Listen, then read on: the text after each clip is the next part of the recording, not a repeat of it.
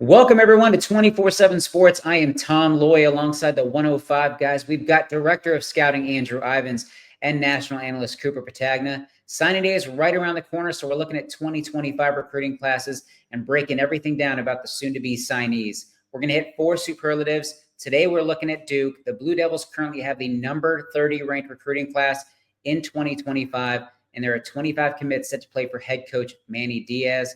Ivins, we will look to you first. Early draft pick potential, somebody with elite traits now who might hear his name called in the NFL draft in a couple of years. Well, Tom, I think this is a recruiting class where you can go in a variety of different directions, right? A lot of developmental upside when you go up and down the commit list. I'm going to go with Bradley Gompers, number 104 overall in the country for us, number 3 athlete. And I say athlete, some schools like him as a tight end. Other schools see him as a second-level defender, and that includes Duke. This is one of the biggest risers for us in the midseason update. Really, really nice find for the Blue Devils, and I think it has a lot to do with Manny Diaz back during his days at Penn State. Bradley Gompers out of the Pittsburgh area. This is a kid that missed a ton of his junior season due to injury, but man, you turn on the senior highlights, get some popcorn, you're going to be fired up. This guy's making it plays in all three phases, flying around. I love his ability to kind of charge forward and patrol the alley. I think he's a natural off-ball linebacker. Kind of reminds me a little bit of Wade Woodaz, who's at Clemson, and using that overhang type of boundary type of role, a guy that can hit and run. That's what I think Bradley Gompers can do. Duke's going to need to hold on to him, right? Everyone else has watched that tape around the country. A lot of schools sniffing around. Miami, Michigan, Ole Miss, Oklahoma, they're all interested. But if Duke can get him on campus, I think he has everything it takes to eventually be selected day 1, day 2 of the NFL draft. Love that pick, Drew. I'm going to stay on defense. I'm going to go with Bryce Davis, a guy that missed the majority of his junior season. We've been very excited to kind of see what he looked like as a senior. He hadn't disappointed. You know, this is a guy that can play in a 2-point stance, can play with his hand in the ground, whether it's a 3 technique, whether you need him inside situationally as a 1. He can do a lot of different things. So I love that versatility. I think he's going to fit in with what Manny Diaz likes to do up front, but quick twitch, explosive, heavy-handed. He's got a little bit of kind of like Peter Woods in him, a lesser version, but the way that he's built kind of reminds me of him a little bit. And I like the versatility as well. So this is typically a guy that you would see go to Clemson or go to Georgia. This is a big sign of things to come for Manny Diaz if he can reel in a guy like Bryce Davis. I'm joining you on Bryce Davis. He's quick off the edge, extremely strong, nice array of moves, just a lot to like. And he's the nicest kid off the field, but I think he's a nasty dude on it. It's going to benefit the Blue Devils well. Coop, come back to you for day 1 impact, a guy who's going to see the field early and often. Who do you got? I'm going to go with Bradley Gompers, and I love this pick. And this is a guy that Hudson Standish, a member of our scouting team, has been a big fan of. And what's interesting about Gompers, and same with Bryce Davis, is both of these guys missed significant time as juniors, and it kind of allowed Manny Diaz to say, you know what, we're going to take a calculated shot here, get both of these guys committed. Now these guys have kind of paid that forward as seniors, and everything Drew said about the versatility, the 3 phasers, those are all things you want to see, and those are all things that indicate that these guys are going to be more successful early at the next level rather than being a developmental type of prospect. And I'll tell you what, for this category, Gompers has everything you want. He runs in the low 4.5s, very athletic, very versatile, can rush him situationally off the edge, but going to be a second-level defender that a year ago, this guy was a safety, right, making plays at receiver too. So the athleticism is off the charts. I think he's just way too talented for Manny Diaz to not be able to put on the field and have an impact early.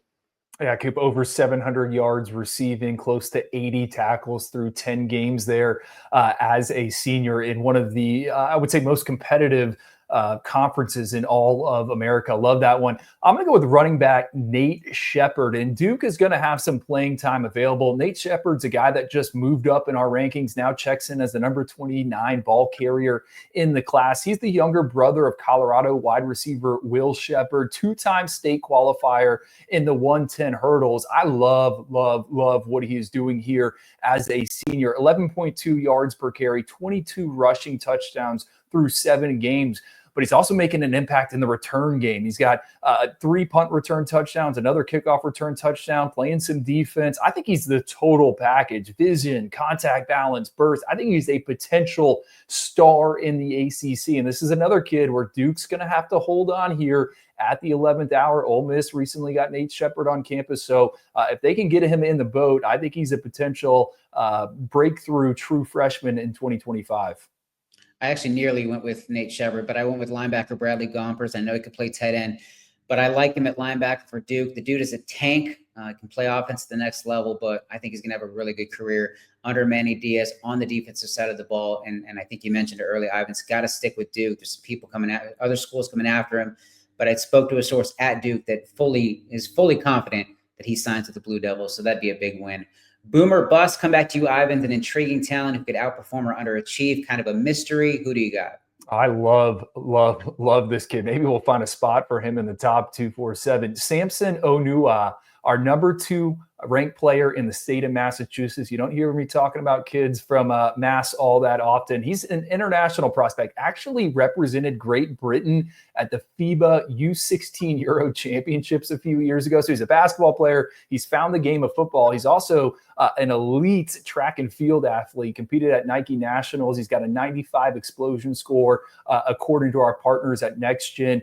This guy can bend as he comes around the corner, still kind of figuring it out from his pass rushing moves. Tight skin, needs some refinement, but man, the athletic juice is there. And then Manny Diaz's defensive system, right? These edge players have an opportunity to get after the quarterback. I think Samson's certainly someone that could boom in a big way. I'm going to go international as well. I'm going to go with Bariata Kara, and this is a guy that we like a lot out of the state of Georgia. And you think about him, from Nigeria, another guy that hasn't played a whole lot of football, but's got a basketball background. Big frame, 6'4.5", 259 pounds, 4'eye right now, just under 34-inch arms. Quick twitch, explosive, physical at the point of attack, two-way player. He's got all those traits that I think you can develop. Obviously, a little bit of the nuance of his game that he's going to have to get a better feel for. Probably going to need a year to develop, but this is a guy 2 to 3 years down the line that we have him as a 90 outside. I mean, he could hit way outside of that. So I love kind of the formula, what they're doing here. Drew just mentioned it, another international prospect. These are guys with really, really high ceilings that if you're at a place like Duke, these are the type of lottery tickets that you got to attach yourself to. And then ultimately at the end of the day, develop them, get in your program, and then you can see the benefit of that.